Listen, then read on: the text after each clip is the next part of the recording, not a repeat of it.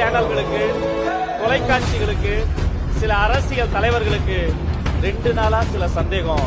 இது தமிழ்நாடா, தளபதி நாடா? இது விமான நிலையமா, விஜய் நிலையமா?